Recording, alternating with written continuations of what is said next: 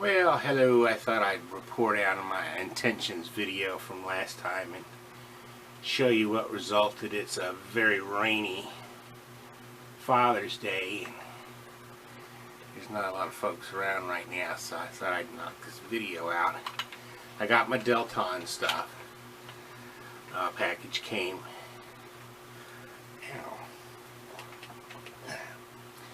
Package came and it was all in there. So I put the upper, Delton upper. It's the, I was discussing before, I was looking for that sort of Vietnam M-16 kind of look, and so I slapped this on here. I've talked about this lower before. It's an Anderson.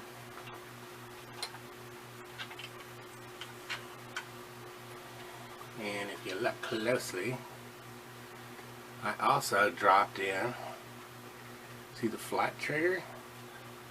That's a Rise Armaments Model 140, 3.5 pound trigger.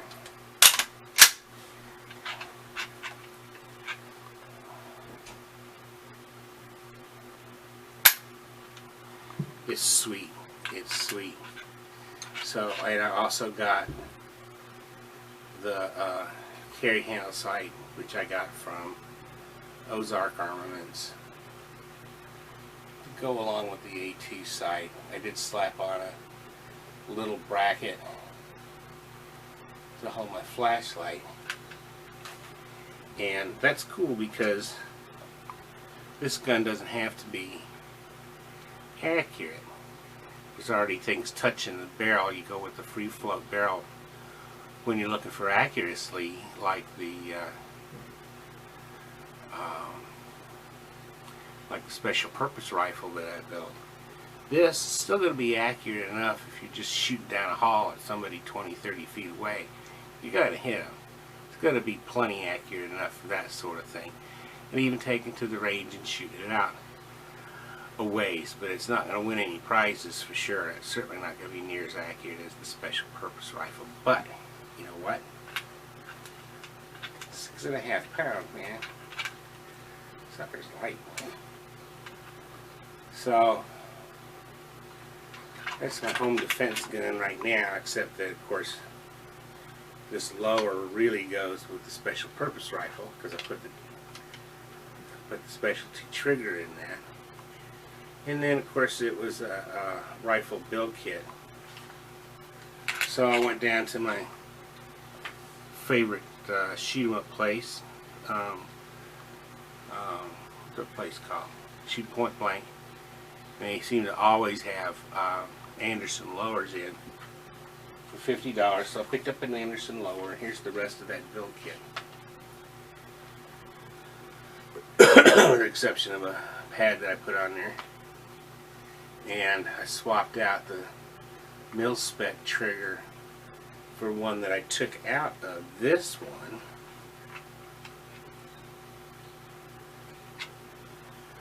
which is a stainless steel Anderson trigger that I have polished down to a nice 4.5 pound. I just love it. Perfect one-stage trigger. But you know, it takes a little bit of effort to get the trigger right if you want a light trigger pull. 4.5 is great for a field gun.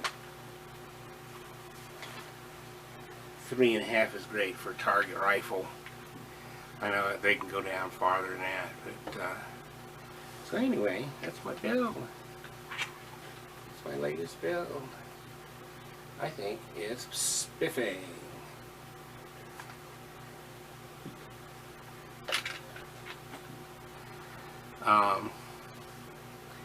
So now the dilemma of having built 3, not 1, not 2,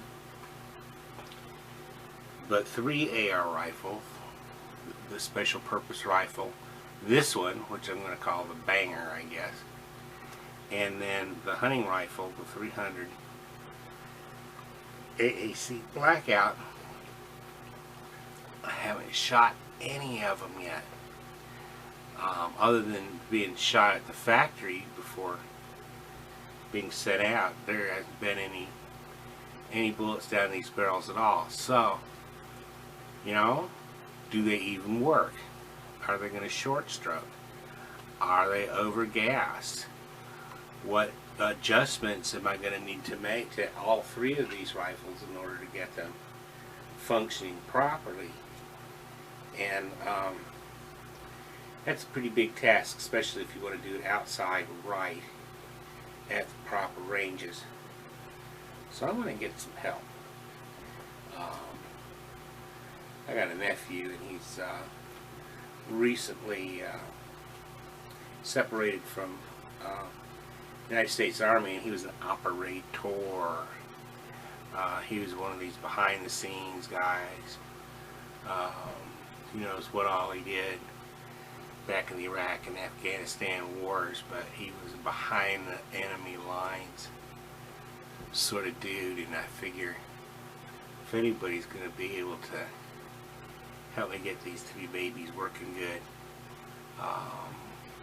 provided there might be some problems, I don't know, but he's going to be the guy, so I'm going to get him to take me out to the range and run the targets out 100 yards and help me shoot these bad boys and get them working really, really good. You know, a good example is this fixed buttstock came with a spring that just everybody thought was a little bit too tight. Needed some looser springs. So ordered a regular spring, which ended up being looser than the one that was in it. Put that in, and also a like a light duty spring to back that up. So who knows which spring is going to work best, especially with the 18-inch barrel, because that's what's going to be on this particular lower. But right now, it's like I got this in a room, and I'm thinking, man, I had one of those back in the Vietnam days, except it was like 4 inches longer. This is an M-4gery, the type of M16s that they used after the turn of the century. So anyway, I think it's cool. I think it's cool. I can't wait to get him to the range and get him out there with my nephew, Brian. So this is Strip. Toodaloo. Da, da, da, da, da. Wanted to show you these cool sights. These sights are from a company called Ozark Armaments. This one here is a rear sight for an AR. It doesn't fold down. And really, in essence, because it's got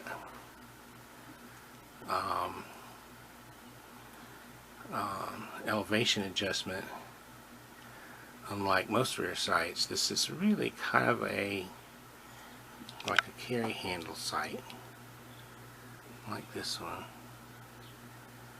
See if I can get a good focus here without the carry handle. Otherwise they work, they're functionally identical again with the elevation in the back, which is something that I kind of got used to in the Marine Corps days and really missed subsequent to those days. This is going on a build that's going to be a retro AR, so it's going to have an A2 front sight to match up with it. These I got for spares. This is a front sight. Again, doesn't fold down. Again, from Ozark Armaments, but it marries up extremely well with this sight right here. And so if you've got an AR with a rail on it, but you want an iron sight system that's not necessarily just a backup iron sight system, that's really rugged stuff. I mean, you could probably tear down a door with these sights. But they're from Ozark Armament. I really kind of like, they're different. You don't see these kinds of things every day. You know, the usual backup, quote unquote, iron, quote unquote, sights that you would get almost anywhere, really kind of made out of polymer, and fold down, and they're really kind of flimsy. So I don't like those sights. I used to have some, I got rid of them. But I like these sights. These are rugged and also really easy to get on and off with these gigantic knurled knobs. So cool. Kudos for Ozark Armaments. Made in the USA by good old boys.